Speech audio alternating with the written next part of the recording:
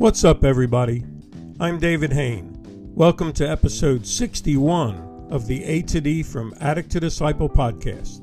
If you would like one-on-one counseling or to launch or join a group using the podcasts or the From Ashes to Destiny curriculum, please send me a message by email at davidfromatod@gmail.com or go to my website www.fromatod.org and click on the contact page. Thank you to all of my listeners who requested an episode on boundaries. So when we come back, we'll get into this episode entitled Boundaries for Addicts, Trying to Find Success in Recovery.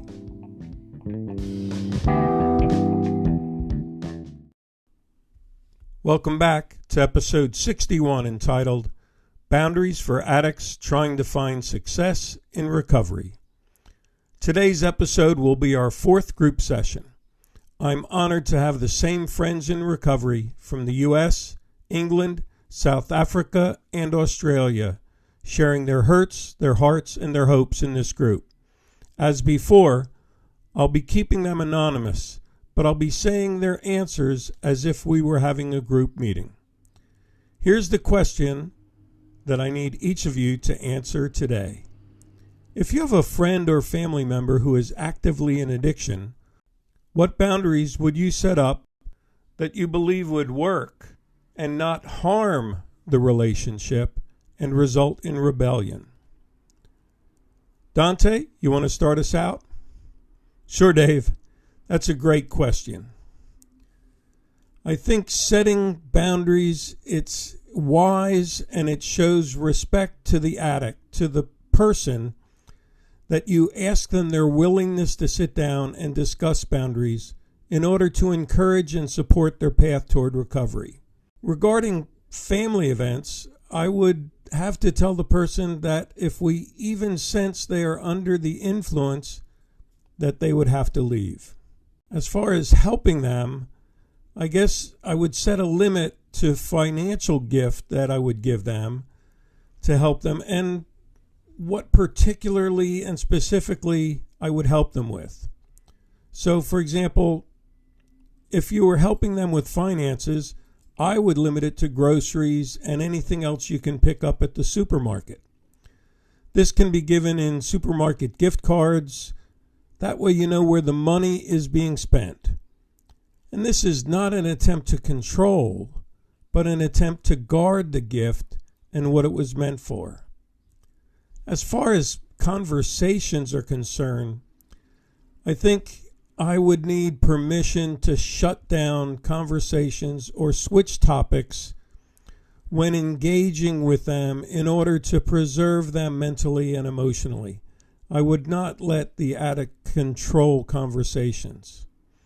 And as far as the addict's social activity, I would not be willing to meet with them in places that you know could lead them down the path of using, such as a bar or an old favorite spot where they have consistent memories of becoming inebriated, or that place where they go to use. But really, as a side note, if we're talking about boundaries and addiction regarding pornography, I think it's such a private and embarrassing issue that I can't even tell you where I would even begin to set up the boundaries. I mean, the boundaries are in my eyes and my mind and my will and emotions. I really have no idea how to help another person with that with regards to setting up boundaries, other than simply checking in on them, showing them that I care, and from time to time reminding them that I'm praying for them. I guess I could tell them that the boundaries that they can set up for themselves, they really need to abide to, and then be an encouragement and a reinforcement to them trying to meet that goal. Thanks, Dante. I can tell that was a tough one for you. Charlie, how about you? Well, David, I feel boundaries are of utmost importance. although it is something I still struggle with.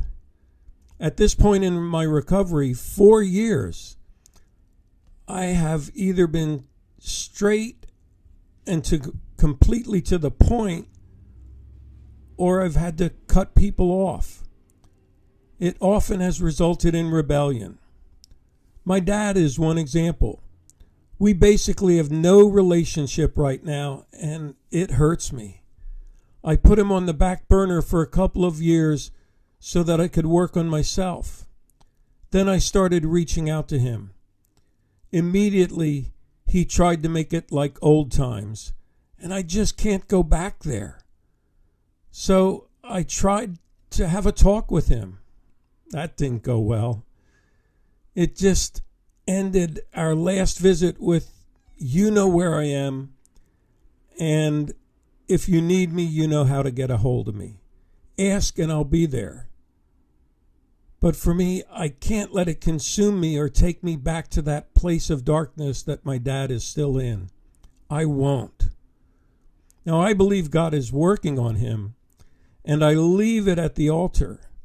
To my friends, I reach out and share my feelings open and honestly. I don't try to change them. That's not my job. Only God has that power. I just live my life happy and pray for them and hope they see it and that they want to live that way. But I make it clear, I can't go back to that hell. I love my life today, and I love them too. That's what I tell them. You know, David, this really was a tough one for me, actually. Frank, I see you nodding your head. Yeah, David, this is a tough one for me also. You see, for me, too many questions over and over again made me feel like I was sitting in on an interrogation, not in a conversation with my family. As a result, I would escape by turning to more drinking and drugs to help me deal with what I was going through, or to distract me from my pain of everything that has come to me and the pain that I caused others. Wow, that's a tough one, Frank. Harry, how about you? Yes, David, this is a tough and tricky one because there's always rebellion to simple boundaries from my personal experience and my experience with others in addiction. So it's a difficult one for me personally, as when I do set boundaries with friends or family, it's always taken with a smile, and then a day later they get upset with me and always say that their lives or cause problems between them and their family by instilling rules and boundaries. There's been some people who acknowledge it only after a few relapses, and when the guilt sets in, then only are they willing to agree to the terms of the boundaries. So I guess for starters, the first boundary to set is that they're not allowed to leave the house or go outside alone in the yard. This is to ensure that no friends pass by and offer any substances. The next boundary would be that no friends are allowed to come visit. And if the addict requires anything from the shops, someone else will do the shopping for them, if the money is available. Otherwise, they just have to do without it. I would not allow them to hurt or verbally abuse anyone in the house. They're also not allowed to break anything at the house. They have to respect the property. And when a craving arises, they should seek someone to help them and pray with them, or take a cold shower until the craving goes away. Yeah, I can see your heart in that, and I see Gary just sort of smiling and chuckling along. What do you think, Gary? Well, when we're talking about and bringing up past wrongs and placing guilt trips and telling these people about possible consequences or criticizing them or giving them advice, we have to realize that it stirs all kinds of communication issues with boundaries. But that being said, it really involves the addict taking care of themselves and their friends and family taking care of themselves. So boundaries that I would possibly set up are no drugs or alcohol around me or on my premises, especially with children around, and the consequences would be you're out, or I call the police. Also, no drug friends on my property. This would reduce the risk for my family. And if the addict is arrested, there will be no lawyer or money for bail. This may spark a sense of responsibility.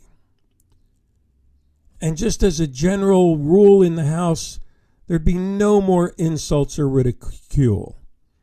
Hereby, you retain your own values, plans, and goals.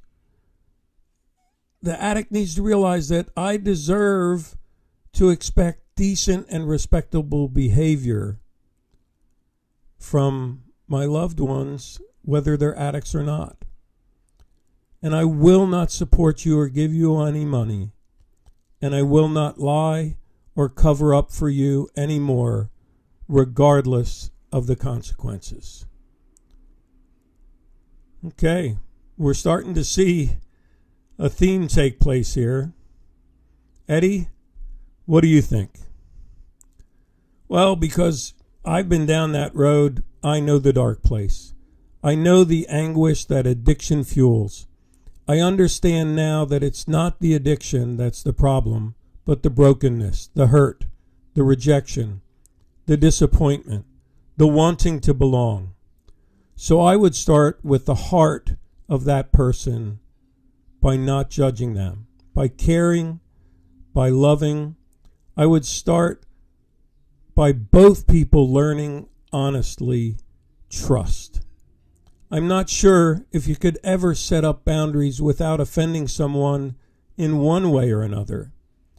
But if you start by showing them that you care, that you love them, that you want them to trust you, that you're prepared to walk with them no matter what, I think that you would have a far better chance of winning them over and getting them to build boundaries themselves, and then have you support them on their journey to life. The desire for healthy boundaries has to come from them. They have to want to change, and you need to show them that you care. Adam, I see you nodding.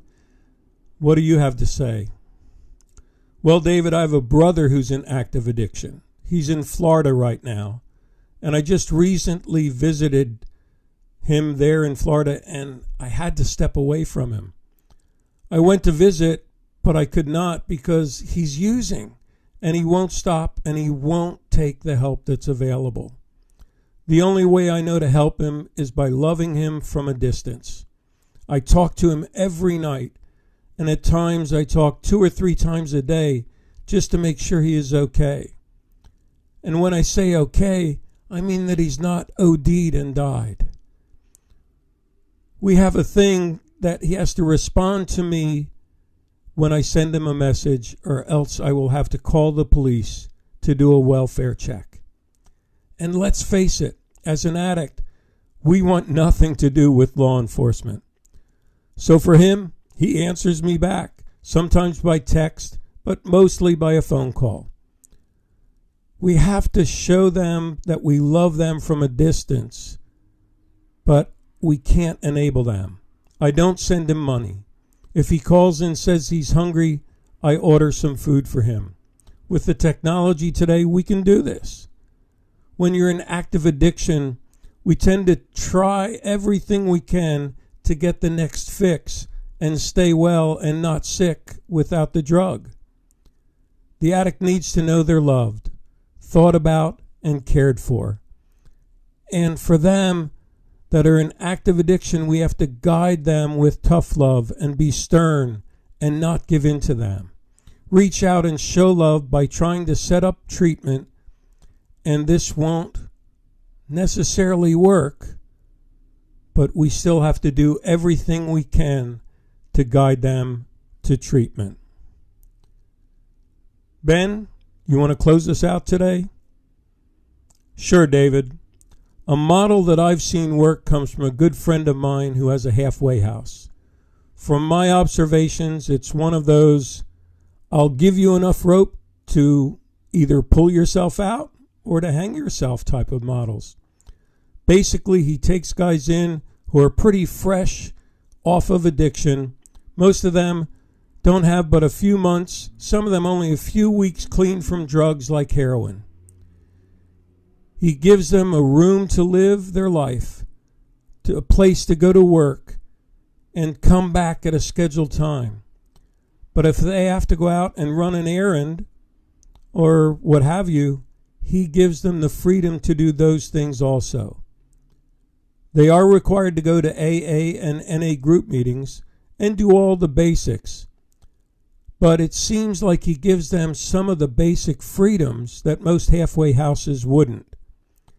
And if any of the guys are up to no good or going back to their old ways, it seems to come out every time. And then, of course, he has to let them go and make room for the next guy that's ready to come in. The ones who have succeeded seem to have a sense of pride and motivation to do the right thing because they know this guy is giving them a lot of room, and they know if they screw up, it's going to be exposed and they won't be able to hide it. Wow, guys, thanks for all your input today, and I hope this has really touched a place in our listeners' hearts and minds.